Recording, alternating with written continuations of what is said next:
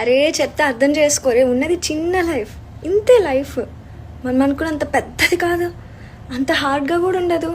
దీనిలో ఎందుకు మనకు వచ్చే ఎమోషన్స్ వల్ల పక్కన వాళ్ళని, మనల్ని ఇష్టపడే వాళ్ళని బాధ పెట్టడం, మన కోపాన్ని, మన ఆవేశాన్ని, మనకు అనవసరమైన ఉండే ఆలోచనలు అన్నీ కూడా, బాధలు అన్నీ చూపించి వాళ్ళని ఎందుకు బాధ పెట్టాలి చెప్పండి.